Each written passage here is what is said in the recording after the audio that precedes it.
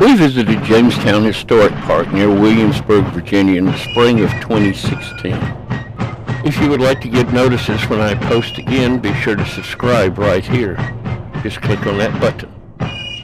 There are two sites here, the Historic Jamestowne on this island, and this is the area where the archaeology is being done, and the Jamestown Settlement, which is a living history park. We'll be seeing both of these.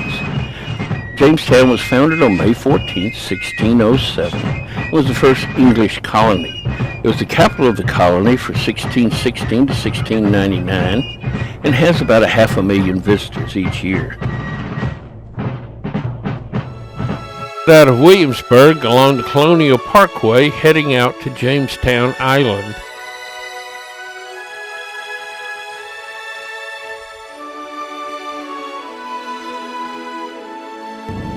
On Jamestown Island, we'll be looking at two different things. First, the historical Jamestown, which is where the archaeological park is, and then we'll come back to Jamestown Settlement, which is a kind of a tourist attraction, recreating what the area might have looked like. The first English settlement was built on an island surrounded by marshes and swamps in order to protect it. While at Jamestown, we'll first look at the glass house.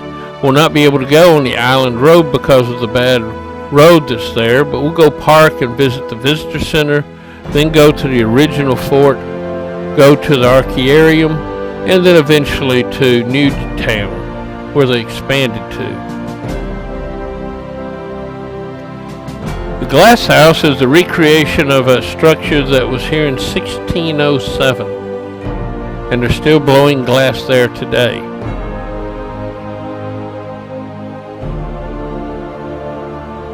Now let's listen to how this all works.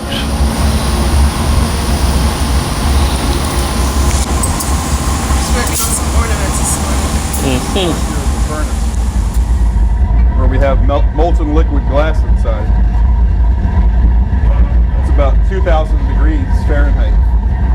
So I reach in there and I gather glass out by dipping the blowpipe into the furnace and spinning the pipe. The glass kind of wraps up around the end. And this pair of metal tongs we call jacks to elongate a neck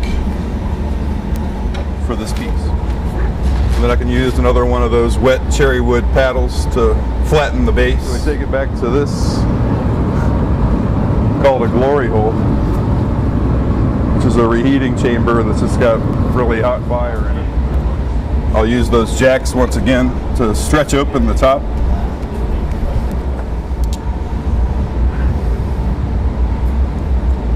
Drop that on there and use these glass cutting shears to cut off what we need. And use some tweezers to shape it.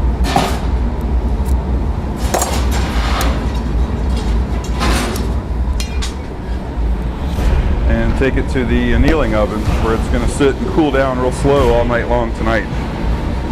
If we don't cool that glass very slowly, that glass will eventually break.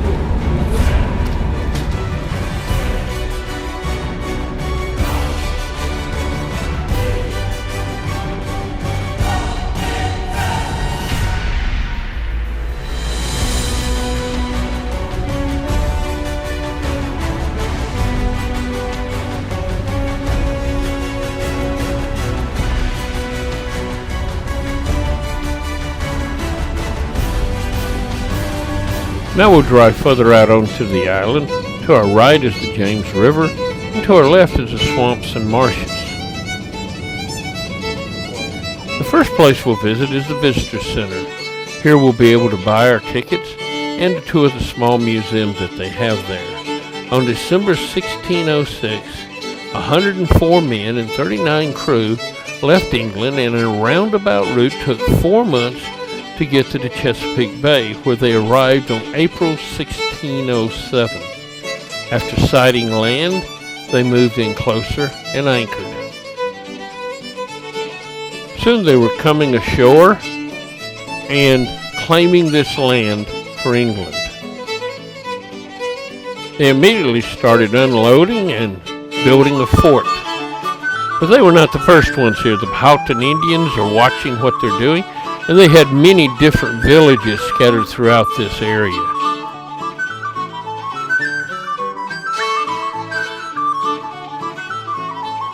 These Indians will become their major source of income while here for the first few years, and some of them didn't make it through the first year. Let's walk out and see the old fort.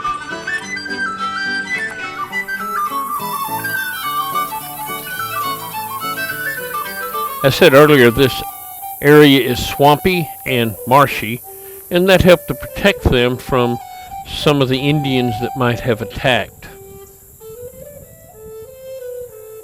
This is a recreation of what that original fort built in May 1607 might have looked like. And there's a memorial monument that was built here to commemorate the beginning of that settlement, which was the first permanent settlement. This monument was built on the 300th anniversary of this settlement here.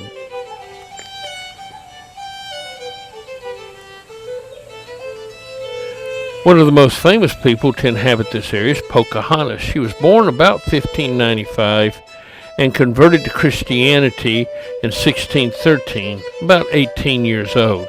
And then at 19, she married John Rolfe and went to England in 1616, 2 years later. She probably looked more like this than some of our more contemporary drawings.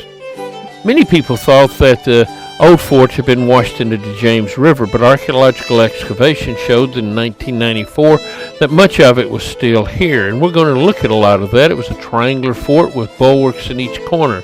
We're going to look at the blacksmith shop, the Counselor's Row, the John Smith statue, go over to the quarter where they're still excavating and see the church, and then head over to the barracks. This much of the walls had been washed into the James River and will not be able to be found. First, the blacksmith shop and bakery. This area was first used as a blacksmith shop and later became a bakery when 2 ovens were installed. It was a fairly small building. And now we come to Counselor's Row. Counselor's Row was a large 2-story building that was used for housing, and part of it covered an original cemetery that was here of some of the earliest to die. Then we come to John Smith's statue, which was built in 1900. Many say he was arrogant and boastful, but he was a very capable leader and led the colony for several years.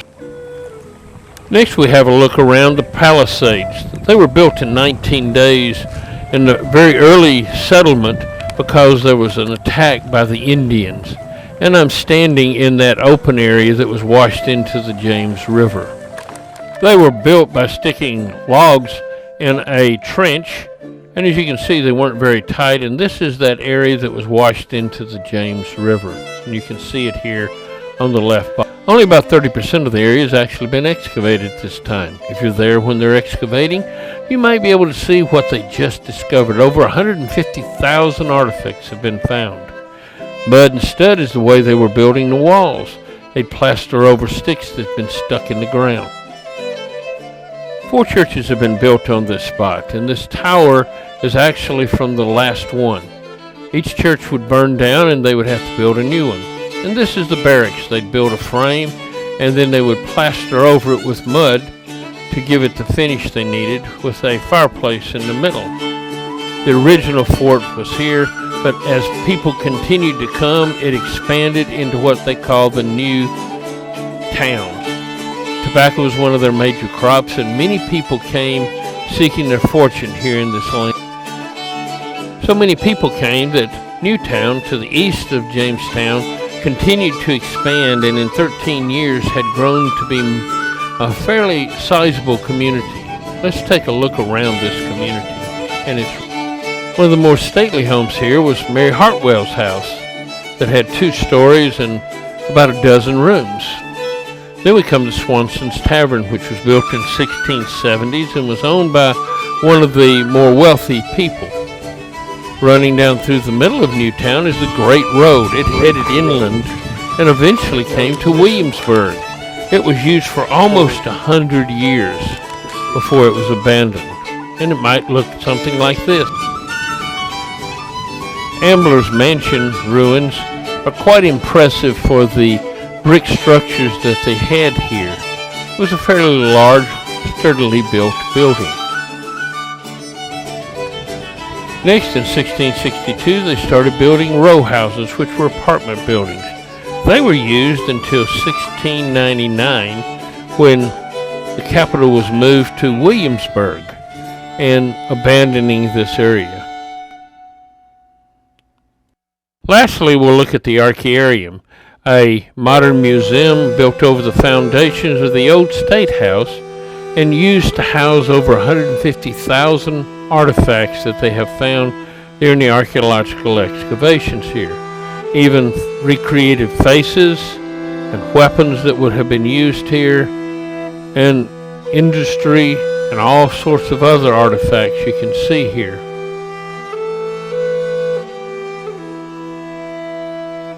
And now we pull away from historic Jamestown and the archaeological site and move a few hundred yards down the James River to a place built by the state of Virginia called Jamestown Settlement. Here you can go on board boats that would have been like at Jamestown, visit the fort, and even visit an Indian settlement. Let's go here now and see what they have.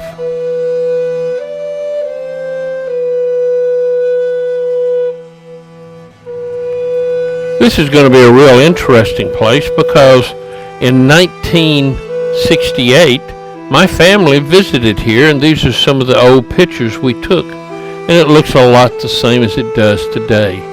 We'll be first seeing the film and gallery area, then move to the Powhatan Indian Village before seeing the ships and going back to the recreated James Fort. Let's take a trip through the museum.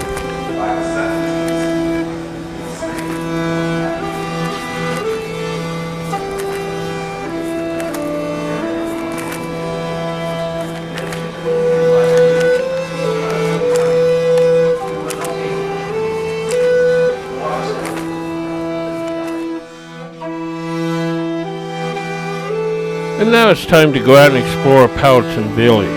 They were hunters and gatherers, fishermen and farmers. They played games in their villages and cooked here and made their clothes out of skins. They ground corn, and their houses were made of saplings bent over and covered with reed mats, as you see here.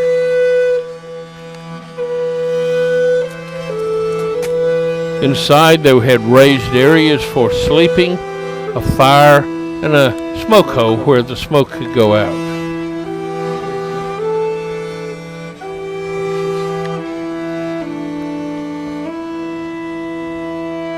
Usually a family consisting of a mother and father and children lived in each one of these huts, and sometimes more than one family lived in them.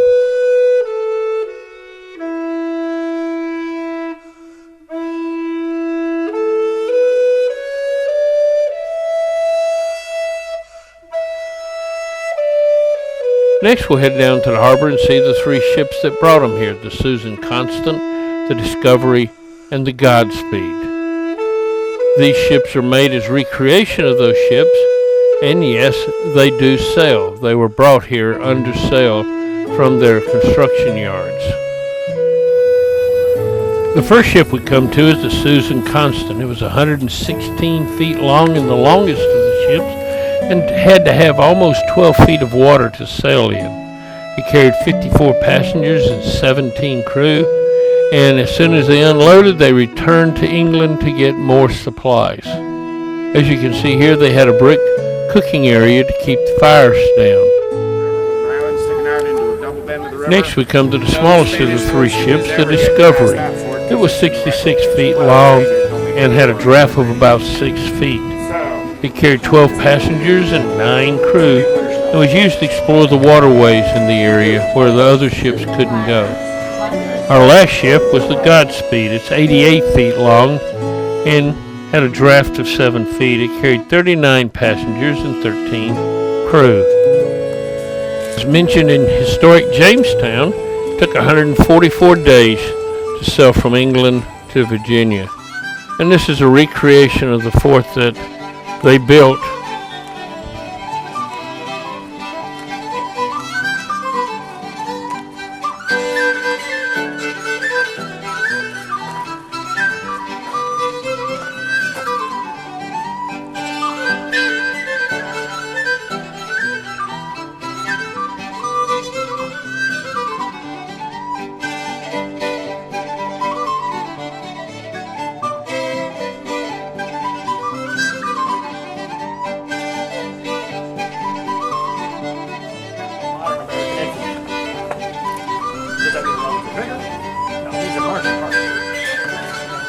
We saw the framework of the barracks at the Historic Jamestowne, and this is what it would look like finished out.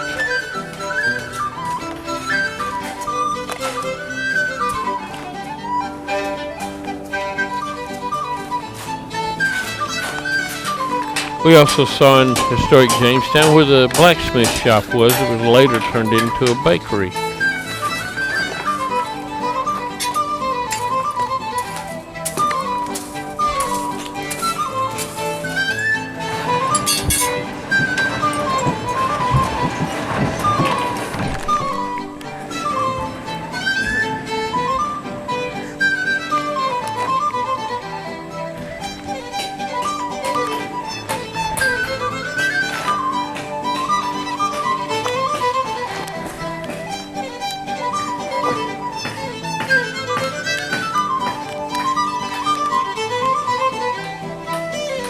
And then back over to the soldiers' barracks. And the quarters where excavations are going on now at Historic Jamestown. And this would have been a housing area for the various people who came here.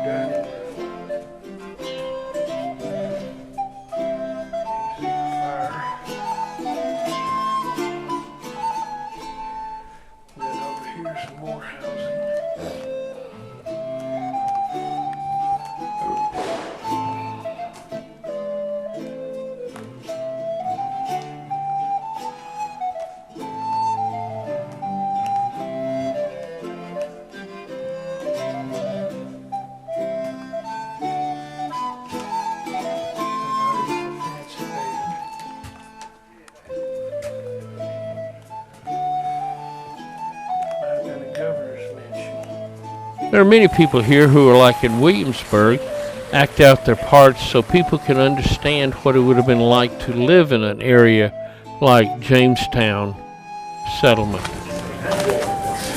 And here we come to the merchant. Guys, want one movie? Hot in here. Yeah, a little bit, yep. How are you today? I'm good. Yourself? Doing pretty well. You having a good merchant's time? Yeah. Now, the key merchant is not so much selling things as he is keeping track of the goods. He's more accurately more like a quartermaster. So he's keeping track of all the goods that are coming off the supply ships, storing it, rationing it to the men, and also he's in charge of all the trade that goes on between the English and the Powhatan. Okay. We have a display here of sorts of things we are offering to the Powhatan, and a display of sorts of things we are hoping to get to make money back in England. That's what this place is all about. It's a commercial enterprise. Never made anything. Well, eventually it will. Down the road, it didn't make any money at first. Wait until you get to tobacco. That's right. That's going to make the difference. That's going to make the money. That's going to make the money. But let's face it, the first few years of this place, it was a boondoggle. Oh, the first few years of this place, it was a death trap. That's exactly right, it was. We find more barracks for the soldiers and their armor hanging up.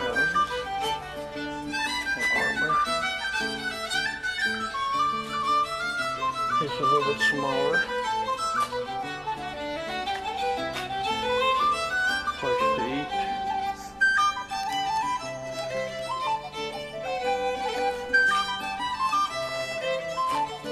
In the storehouse, we can see how barrels and other containers were used to keep things dry as they were brought in from the ship. And this is also where they would have stored things to send back to England, especially the tobacco drying. Let's watch one of their weapons being fired. Because it touches off the gunpowder, I just ran to the bottom of the barrel. And that controlled explosion with a large quantity of gunpowder in a very small area. All right, here we go once more time. If you want to cover your ears, now would be a good time. Freeze at your piece. Yep. Good. Next, we head into a reconstruction of the church.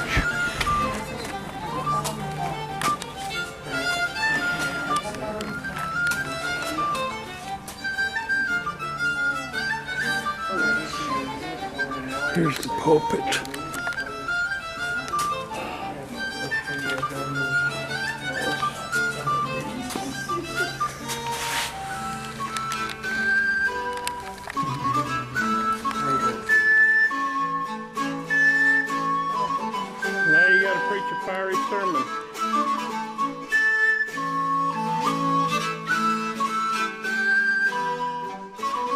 There are dozens of people dressed in costumes, so you can see what it would have been like to live in Jamestown during this time period, and you can see one of the bulwarks here at the corners of the fort for the artillery to have been placed.